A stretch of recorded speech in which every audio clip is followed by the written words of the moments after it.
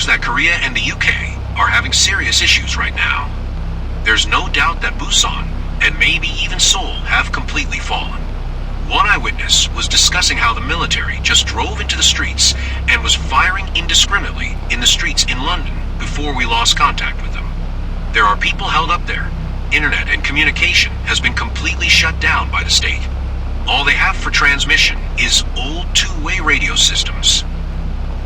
Okay, what we have here is an interview that we've been waiting for. Let's head over to that. Yes, thanks for coming over. We've been trying to set this interview up for a while, and we've finally been able to do it. What we have here is a stalker, and I'm going to let him describe the whole job to you so you can hear it in his words.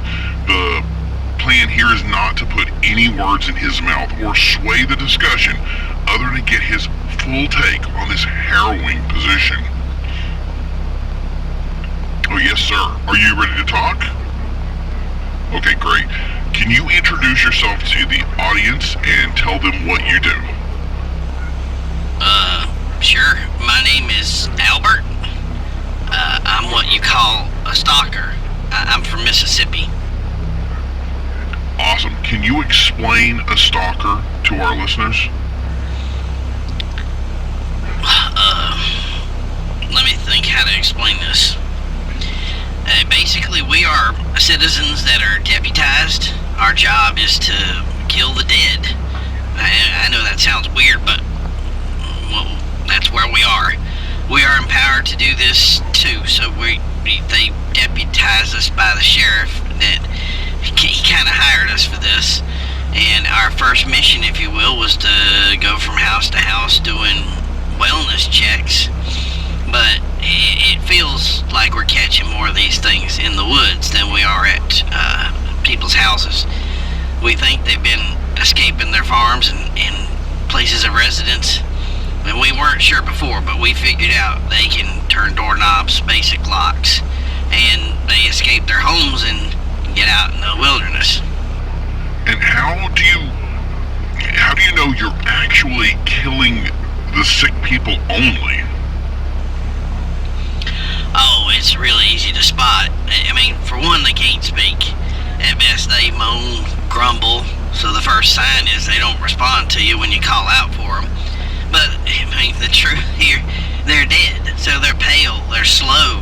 Many of them are hurt pretty bad from where they were attacked, or things like limbs missing, huge cuts, just showing their insides, guts hanging out. I know it ain't pretty to describe, but it is what it is. You can see them coming a mile away, so you got plenty of time to react. So I have to ask, how hard is it to do this job? Oh, it is tough. Even knowing we're putting them out of their misery, it's never easy. We had one house we cleared out. The main family got infected, so the younger boys had run away. They took refuge in the attic. Unfortunately, they had no food or water. One was injured pretty bad from trying to get supplies. When we got through the house, we were basically ending an entire family line. When we opened that attic, the boys spilled out. We had to deal with them too. I shot two of them myself. It was early on, and it took me a while before I could get back to doing it. If I'm being honest, I'm still not right, and I don't think you ever will get right. I mean, after the first day now, you guys are shook up, and some leave. So you develop thick skin pretty quick and realize how important this is. You fall off and you can't do it. Nobody here is gonna judge you badly if you can't either. These young guns think they're gonna be tough guys, and they're usually 24 hours before they're done. If you can't work as a team, this ain't the place for you either. Thankfully, you don't get many of those. We get it. This isn't a required job. Nobody is holding you here. We appreciate anybody who volunteers, I should say sacrifices their time, and really puts themselves in harm's way to help their towns, their cities, their communities. You gotta be able to stand the sight of blood and gore, stuff you ain't ever seen before, and can't even imagine it. The smell alone will take most people out. all while making sure you don't get any of it on you or get injured, or you're going to be next one added to the fire. It's why stalkers aren't allowed to work in their hometowns. They want to make sure they don't run into anyone they know. It's not a job you can hesitate on or fight other guys on your team. But that stuff does happen from time to time. I hope you can understand how incredible this sounds. Are you concerned about the federal bans on militias and organizing them, and I guess by default the job of the stalker, as you call them? Oh yeah, everyone here knows. When we get deputized, we're told that we could face federal possible criminal charges. But to be honest, nobody cares. The feds can stick their head in the sand, but we're out here in the trenches. If we weren't out here saving people, who'd do it? You see any National Guard here? Of course not. They're too busy up at the State House wiping the governor's ass. We passed them on their stupid little checkpoints. They don't mean nothing. They certainly didn't threaten to arrest any of us, and even if they did, there's 5 of them and 20 of us, or even better armed than they are. If you ask me, they'd rather be on our team than standing guard on a dead road asking people if they're sick with their little patches that don't do shit. They may not agree on our methods, but we know they had their hands tied. And while we're out here, we can do anything we want. You said you were better armed. Do you supply your own firearms? Yeah, part of the requirement's to have proper weapons and ammo. We get comped on ammo, but all the repairs and upkeeps is ours. If you don't know how to clean your weapon, you're in for a rough time out here.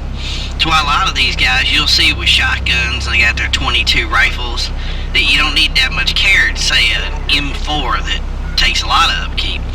I think the sheriff prefers the 22 guys because that ammo's cheap. But the M4 guys, usually ex-military, at least better trained. Somebody showing up with, say, an AR-15 or M4, it says something.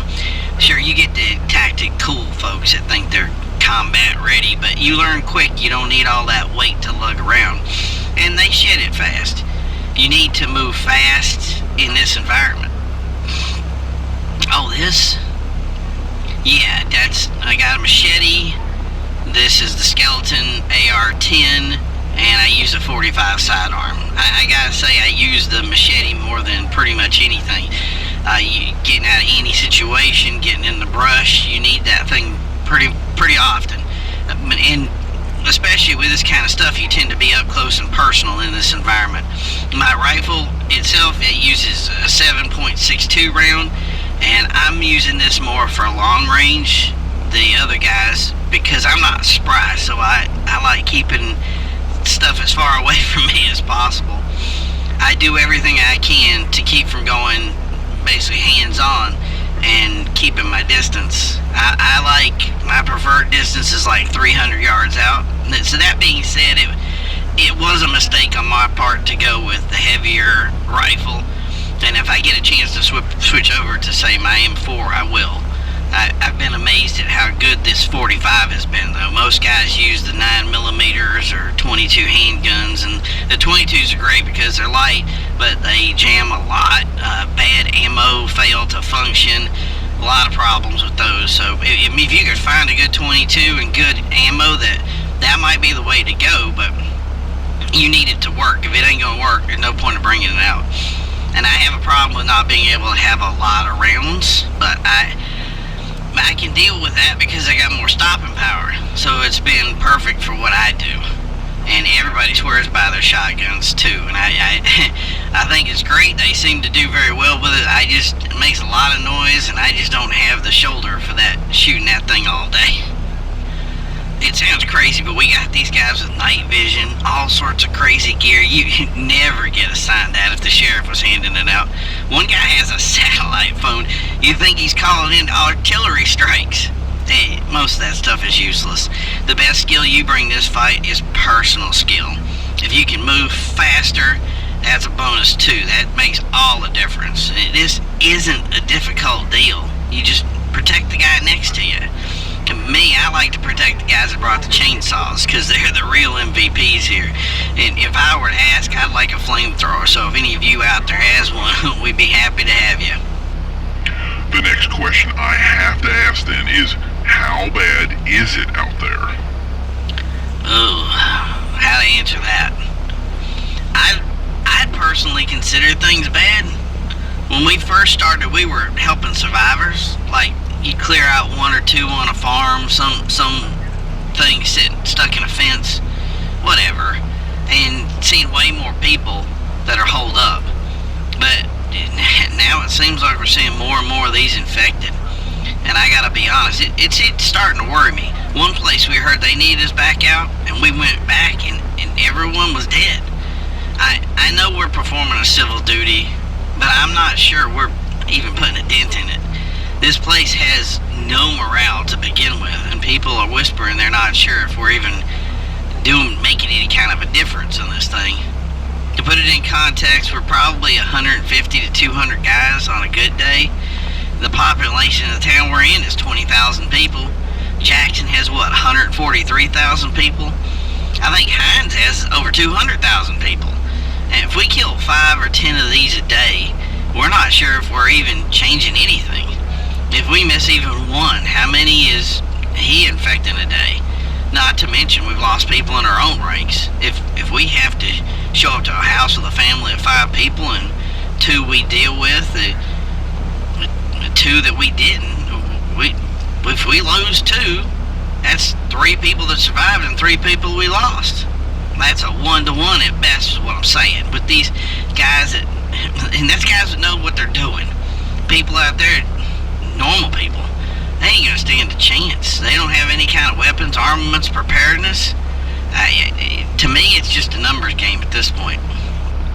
We have to close out this interview, but would you recommend to people out there, from someone like you that has experienced it, what should they do to be best prepared for this situation? Oh, I'd say lock your doors. If you're bitten or injured, quarantine yourself immediately, cut off and cauterize any injury, and then just pray to God. It seems to be kind of how we have to do it. It has worked in the past, but we don't know how long or what it does or if it's long term, but otherwise I would just say get out of the cities if you can, get out of anywhere with a ton of these things in it. If you have family in the country, move out to them, and the further out the better. Wall up, fence up, and get ready to be in this for a long haul. If you have stalkers in your area, make sure you have a relationship with them too. Let them know your numbers, have a radio so you can get in touch with them. You know, these phones and all this other stuff, it's not going to work anymore. Cell phones are useless. Make sure you're armed and ready to go. But if we know what you're dealing with, we can be out at a place in minutes. But like I said, you can't trust your phones or your internets. All that stuff is all junk now. It just did. It doesn't work. So get used to the new world, because it's going to be with us for a while, I can tell. So, if someone offers you hot food and coffee, you're going to be there. Yeah, absolutely. Even if you don't have a problem, we'll put you on top of the list. Awesome. Before we go, what do you tell the politicians and pundits that say you're an unregulated danger to our community and should be eliminated? I'd say come out here and do something about it. Don't send your goons. You come out of your ivory tower personally and come tell us how your policy of collecting the dead in storage bins is working. How is that more humane than what we're doing? If your town doesn't have stalkers, if they're trying to collect the dead, you're asking for trouble. And it'll be guys like us that have to come save your ass if there's anything left to save. It's time they come to terms with what they're doing. It ain't working. And if they can't do the job, it's time we take up arms and use it to defend our nation. Wow. Thank you so much for your time. That was an incredible interview, and I have to say, usually I don't interject my opinion here, but I have cold chills. I don't know if you guys in the audience remember what Patriots are all about, but I'm definitely feeling that vibe here. I'm going to send this back to you guys at the studio.